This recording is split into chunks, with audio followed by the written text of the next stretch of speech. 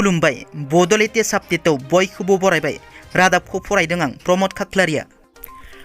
गिबि निउसआव दङ बारग' एमएलए हितेश बसुमतारी आरो अल बिटिआर कन्ट्रेक्टर अर्गानाइजेशननि गाहाय नेहाथारि बिक्रम दैमारिखौ क'क्राझार पुलिसआ मेडिकेल चेकआपनि थाखाय क'क्राझारनि रुपनाथ ब्रह्म सिभिल हस्पिटालाव लांनाय जायो। देहा फाहामसालिनिफ्राय ओंखारबोनाय समाव बिक्रम दैमारिया आं मोजाङैनो दङ, क'क्राझार पुलिसआ मोजां जोथोन लादों होनना बुंनायजों लोगोसे क'क्राझार पुलिसखौ साबायखर बावो बिक्रम दैमारि बिथाङा।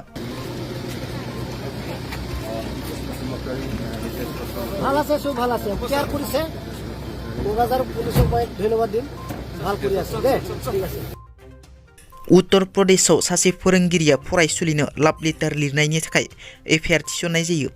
बे जाथाया जादों उत्तर प्रदेशनि कानौजआव हरिओम सिंह मुंनि सासे 47 बोसोर बैसोनि सरकारि फरायसालिनि फोरोंगिरिया 8 थाखोनि गावनि फरायसुलिनो लाभ लेटार लिरना हरो।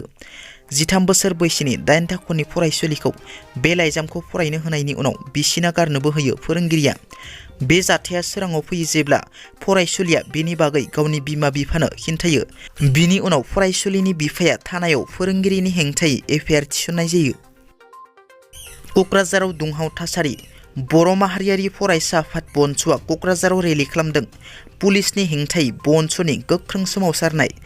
साथाम बर'फोर फारियै बारग' एमएलए हितेश बसुमतारी, बड'लेण्ड जनजाति सुरक्षा मन्चनि मावफुं आफादगिरि दावराव दिख्रेब नार्जारि, अल बिटिआर कन्ट्रेक्टर अर्गानाइजेशननि गाहाय नेहाथारि बिक्रम दैमारिखौ पुलिसफोरा हमनायनि थाखाय दिनै क'क्राझाराव BONSुआ पुलिसनि हेंथायै सोमावसारदों। बर'नि बेरेखा आसाम पुलिस हाय हाय, ट्राइबेल बेरेखा आसाम पुलिस हाय हाय, आयेन बेरेखा हमनायखौ बन्द खालाम, जोंनो न्याय नांगौ, जोंनो नांगौ थार बिजिरनाय, आसाम पुलिस हसियार दावराव दिख्रेब नार्जारिखौ उदां खालाम, बिक्रम दैमारिखौ उदां खालाम, हितेश बसुमतारीखौ उदां खालाम, दाय गैयै सुबुं हमनायनिफ्राय गोजानाव था बायदि स्ल'गेन होयो BONSुआ। इउपिपिएलनि सानै मावफारियाफोरा लामानि जाब्रबथायजों जखम जायो।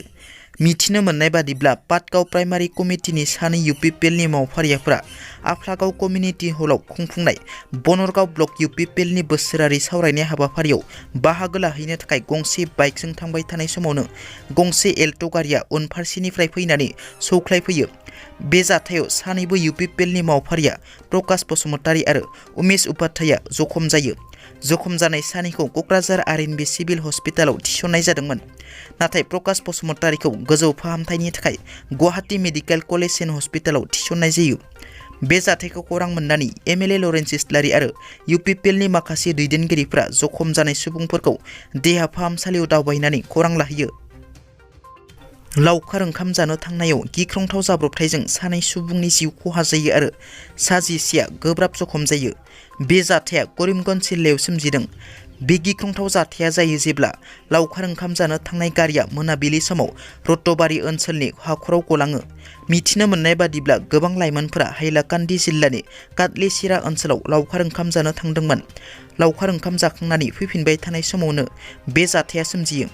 बे जाथायाव सानै सुबुङा जायगायावनो जिउ खहा जायो आरो सा 11 सुबुङा गोब्राब जखम जायो।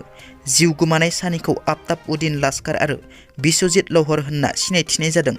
जखम जानाय सुबुंफोरखौ गिबियाव जायगानि देहा फाहामसालियाव लांनाय जादोंमोनब्लाबो उनाव सिलचर मेडिकेल कलेज एन्ड हस्पिटालाव थिसननाय जायो। दिनैनि रादाबा एसेनोसै। नोंथांमोना जुदि आंनि रादाबखौ खोनासंनानै मोजां मोनदोंब्ला अन्नानै लाइक, शेयार आरो साबस्क्राइब खालामनो दाबाव। गोजोन्थों।